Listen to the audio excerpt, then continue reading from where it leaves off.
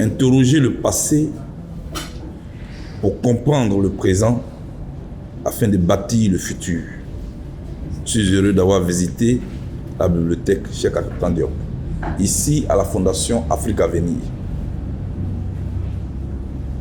Je suis venu ici pour dire merci aux Camerounais. Mais vous savez, je ne suis pas venu en touriste. Le doyen a bien voulu m'ouvrir la porte de la mémoire. Comme il l'a dit ce matin,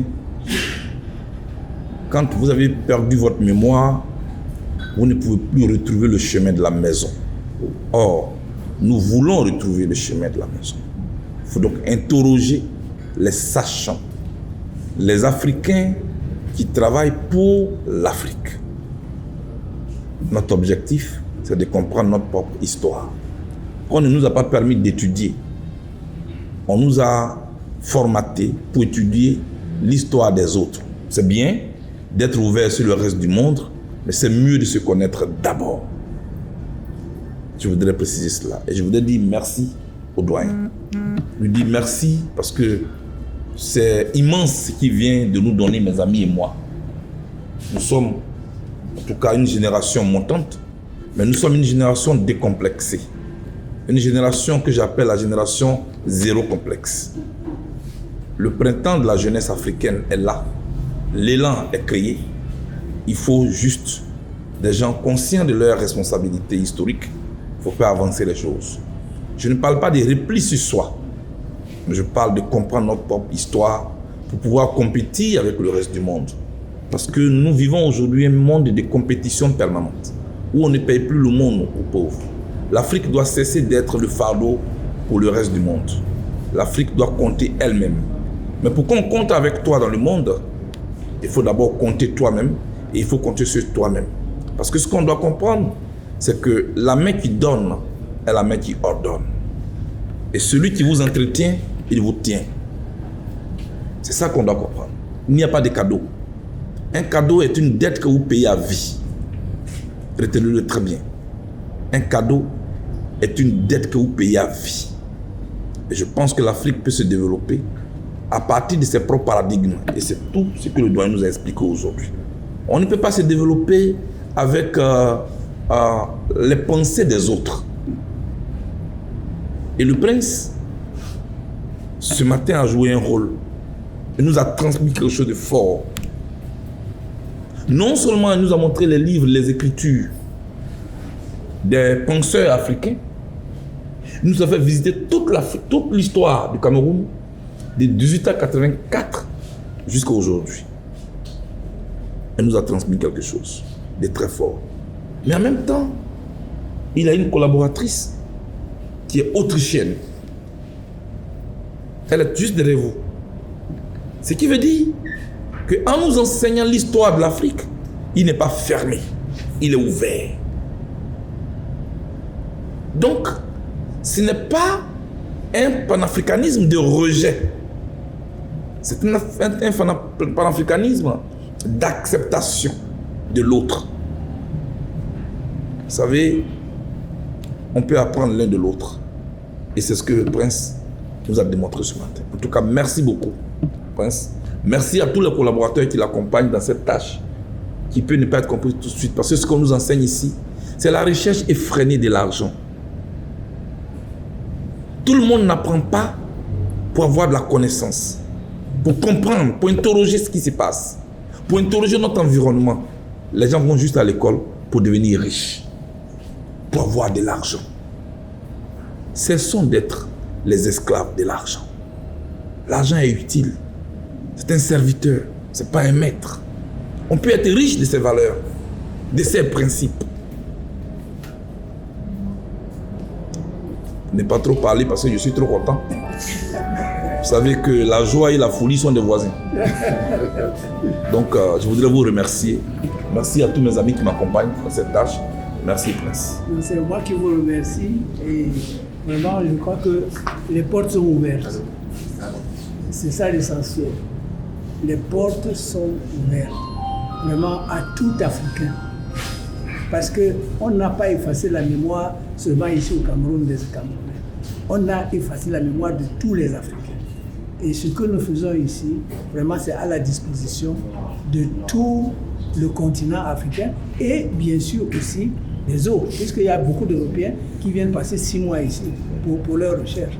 Et ils découvrent, ils rentrent transformés.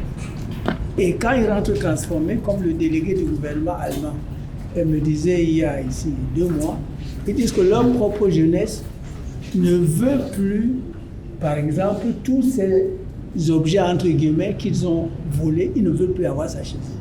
Parce qu'eux-mêmes, ils sont dans un processus de transformation grâce au travail que nous essayons de faire. Donc vraiment, je suis très heureux et pour moi, ça veut dire que la relève est en train d'être assurée. Quand je vois toutes ces jeunes générations, la relève est en train d'être... Parce que quand je ne dors pas la nuit, je me dis comment est-ce qu'on va faire pour que tout ce qu'on a pu faire comme sacrifice, que ce soit mis à la disposition. Et Dieu m'a béni que j'ai pu publier plus de 80 ouvrages. Et les autres luttent pour que ce ne soit pas connu. Mais je suis tranquille parce que je sais que vous êtes là. Donc, gloire à Dieu et vraiment que nos pères et nos mères continuent à nous encadrer. Je vous remercie pour En tout cas, Prince, merci beaucoup. Je pense que vous ne dormiez pas, vous pouvez maintenant dormir tranquille. Parce que la relève est là autour de vous et elle sera assurée. La déclaration solennelle que je voulais faire, l'engagement que je vais prendre ici, c'est après avoir visité cette bibliothèque, je prends une décision maintenant. J'ai fini le manuscrit de mon recueil de proverbes, les proverbes africains. Vous savez que je m'exprime beaucoup avec les proverbes en Côte d'Ivoire. Finalement, en Afrique, je suis connu pour ça. Et pour toute l'Afrique centrale, je pense que je vais signer un contrat exclusif avec la maison d'édition Afrique Avenir pour vous donner l'exclusivité de l'édition ici en Afrique centrale de mon recueil de proverbes. Je voudrais demander à mon hôte qui m'accueille, le frère et le président Serge Espoir Matomba, de faciliter cela. Le livre, le recueil va sortir d'ici fin avril, fin mai, en Côte d'Ivoire. Mais je vais vous envoyer immédiatement le recueil, vous puissiez le lire aussi. Et puis nous allons signer le contrat. Nous allons le produire ici, au Cameroun. C'est ma reconnaissance aux Camerounais et sera distribué ici en Afrique. Et une dédicace spéciale sera faite ici au Cameroun, mais une dédicace sélecte sera faite ici, dans cette maison. Merci.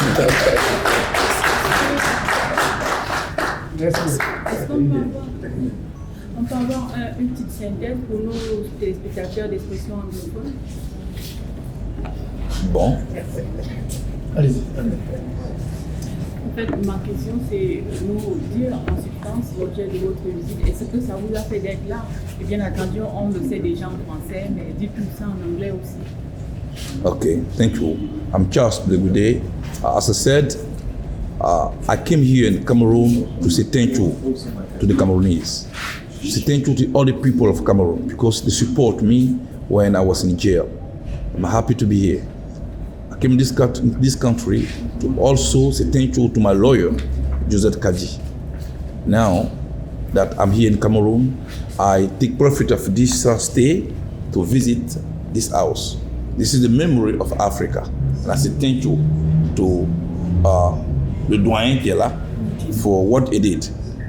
And I take the oath to come here in the coming month so that we can have to conclude the exclusive contract between he and me for my coming book that is now written and is ready to be published. Thank you. Thank you.